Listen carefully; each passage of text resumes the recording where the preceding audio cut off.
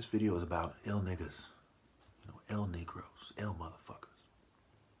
West Coast motherfuckers, laced with game, especially in the Bay Area. And how this relates to hip hop. And what was the hip hop movement? Who, what, when, where, how, why? How does it relate to Set, the hippo? Let's consider the case of the Wu-Tang Clan. Okay, is this the same as the Ku Klux Klan? Should they be thrown in the same category? Should the Ku Klux Klan represent hip-hop?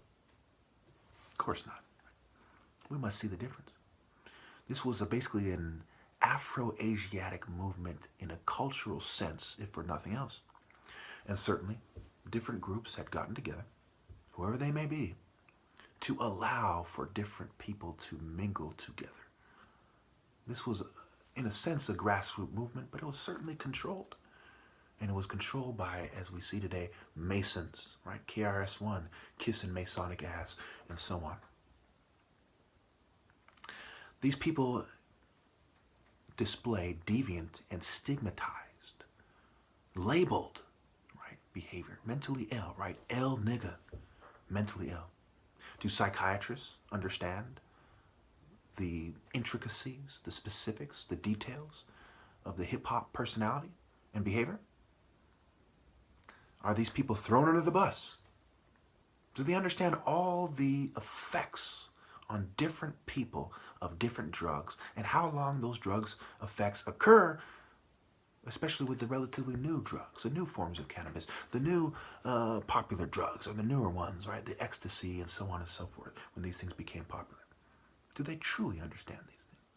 Do they admit that they understand these things? How do they treat this deviant behavior? Well, let's consider these guys. Wu-Tang, Nas, DMX in the movie Belly.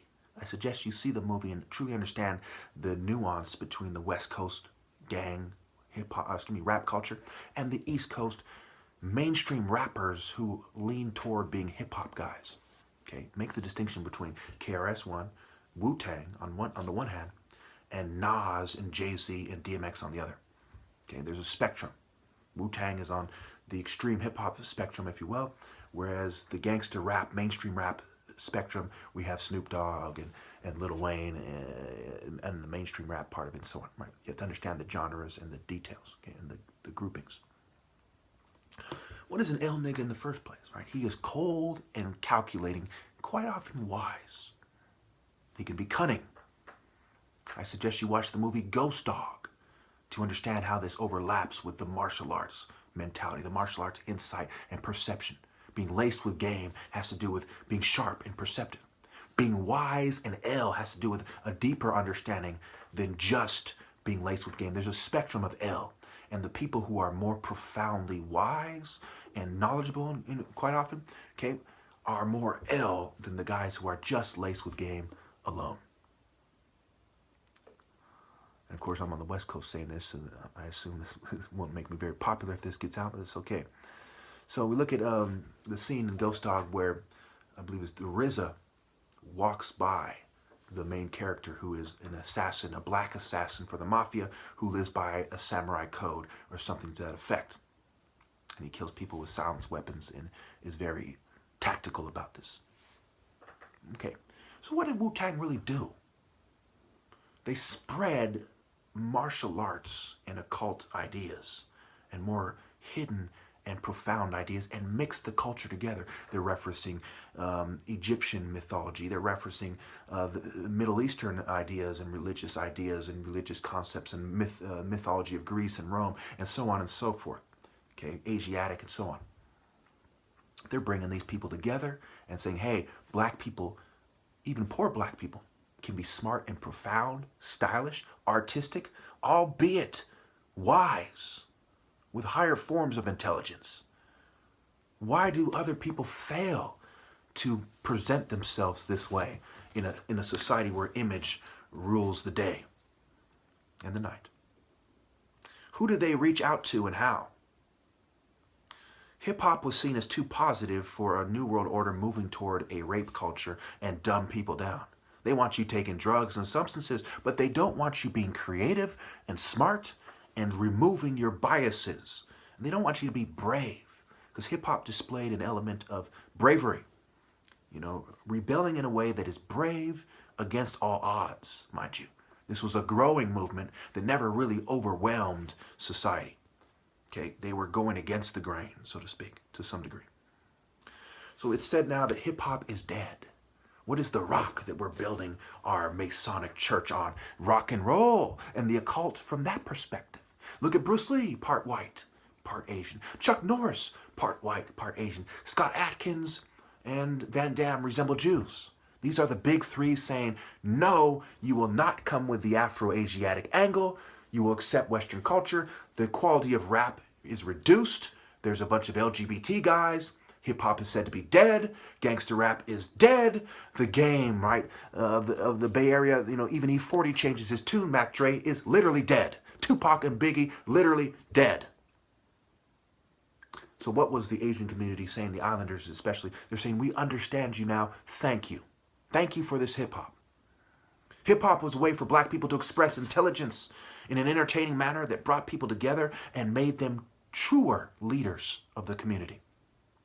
A grassroots political movement that was controlled to some degree, but they were starting to lose it as people, in opening up to other people, were more likely to accept people like me from respectable families who were not part of the secret society network behind the scenes.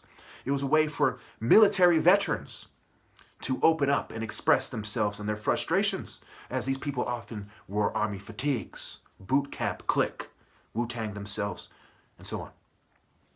They normalized certain variations of ghetto behavior and forced people to work the angles in their heads with their clever metaphors and comparisons and wordplay in a way that was similar to martial arts sayings, Confucius, Buddhist, Dalai Lama, and so on.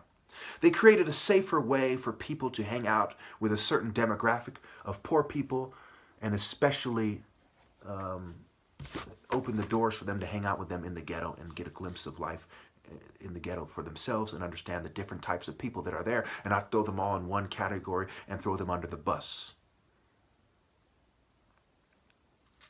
How do we cope with loss, heartbreak, being ripped off, rape? Mental health network has not fixed the problem with all of its tentacles. They have contributed to the downfall of hip-hop. Think about it. Can you truly express yourself on psych meds? I say no. As they spread more psych meds, it complemented this kind of corporate attack and this government attack, to some degree a conservative attack on hip-hop, to some degree a liberal attack as they came with their new age and different mental health kind of corporate-sponsored movements. People respond by saying, I don't know what you're talking about. I love it here, kind of counter-argument. Nonsensical, weak, empty. The controlled opposition movements themselves quite often attack people who behave like sheeple and not like hip-hop heads and hip-hop shorties. It's a way for the short person and the tall person and the biggie person to interact, whereas we are divided on these issues through sports and other ways. They have divided and dumbed down people. The ability for people, especially, potential mates, to connect and to be receptive, to create fulfilling relationships, has been reduced. What is the difference between the cooler, intelligent guy and the awkward nerd, and why? It has everything to do with connections and receptivity. We will explore ill-gotten gains, materialism, dating, and building Hell's Army in part 2. I suggest you stay tuned. I suggest you take notes on this and explore these ideas, work the angles on your own, as I will take somewhat of a hip-hop approach on these topics. Instead of doing the whole 15 minutes, I'll end it right there and leave it to you to think deeply. And I'll say ahead of time, you're welcome for that. Thank you.